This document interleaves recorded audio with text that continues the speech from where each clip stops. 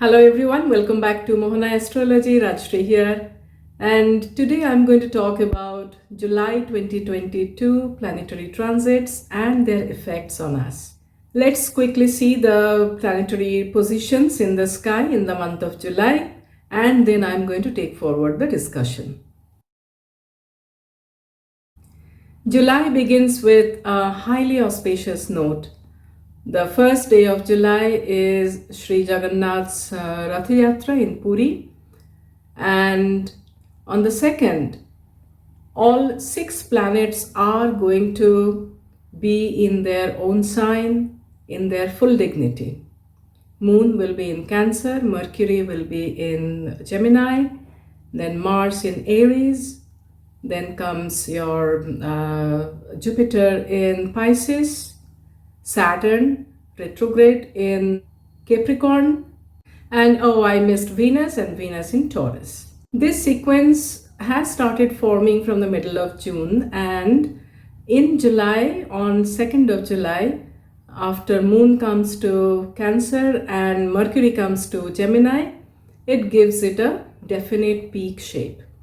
So it's a highly auspicious energy. We need to understand this. A lot of different types of auspicious yogas are forming in transit in the sky due to this sequence formation. And it's going to impact our lives, all of our lives, positively in some aspect of our life or the other. Now, we can't really expect that everything will be hunky-dory, everything will be great. We can't have it all. Some aspect will be good and some other aspect will be not so good. We have to accept that. Now, Moon is going to move out of Cancer the very next day, that's on 3rd. But all other planets will be in the same position till the middle of the month and will be yielding the similar kind of impacts on us till mid of July. The next big impact transit is Saturn move back to Capricorn. On 12th of July, Saturn is moving back to Capricorn, and this one move of Saturn back to Capricorn is actually creating a domino effect for quite a few planets. I'll discuss that in a minute, but before that, let's first check the Sadhisati impact of on various moon signs due to this Saturn's movement back in Capricorn. Pisces moon signs are going to get some temporary relief from Sadhisati impact because Saturn is moving back to your 11th house. Aquarius will also get a lot of relief because Saturn is moving away from the peak phase and going to the 12th house. Although your health may need some attention, but overall you will find some relief from overbearing stress and added responsibility that was there in your life. Now, Capricorn was enjoying some good time, some relief time so long. Capricorn is going to get back the peak of Sadhisati phase, and Capricorn moon signs need to be a bit careful. Now coming to Sagittarius moon sign.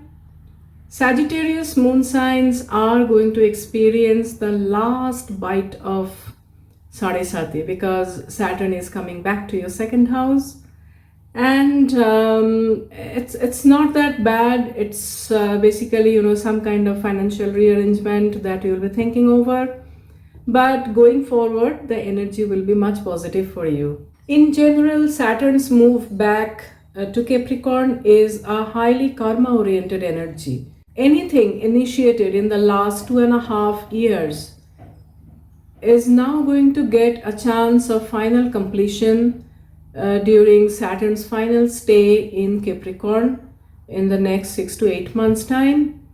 And depending on where Capricorn is falling in your own birth chart, you may need to do some rearrangement, some re-evaluation in those areas of life.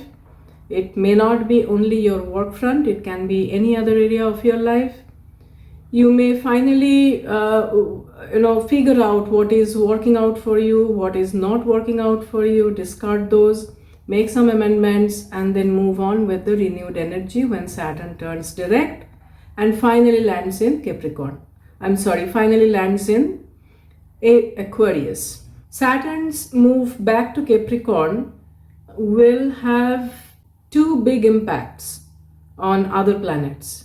And these are, number one, Saturn's aspect from Rahu and Mars is going to be removed once he moves to Capricorn. Now, so long Saturn from Aquarius was creating restrictions for this energy, was creating a lot of frustrations, and with this Rahu Mars energy, but it was also restricting the full-blown outburst of this conjunction. Now when Saturn moves back, one step back, now what happens? There is nothing to control Rahu Mars energy, and there is no benefic aspect on them as well. Secondly, Saturn from Capricorn is going to put his third aspect on Jupiter, and will restrict Jupiter's benevolent aspects from there. So long, due to Jupiter's position, due to Jupiter's strength, some sort of sense, some sort of wisdom and knowledge was prevailing, some benevolence was prevailing.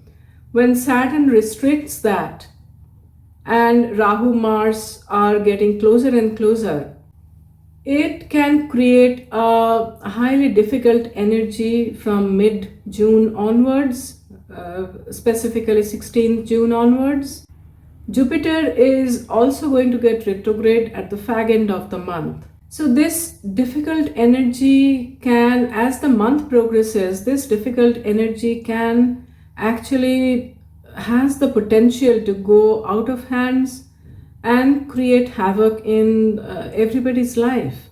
Natural disasters are also possible, and it's anyway happening and it's going to increase. Some of those may have some devastating effect on planet Earth as well. I'm sorry to say this, but this is what the planets are saying. As I mentioned, 16th July, now let me explain what's happening on 16th July. On 16th July, Mars is entering Bharani Nakshatra, where Rahu is now posited. And on the same day, Sun is changing sign and going to Cancer. When Sun goes to Cancer, there Sun and Saturn forms opposition. They are exactly opposite each other. It's not a great energy again. It's an energy for unrest, it's an energy for volatility.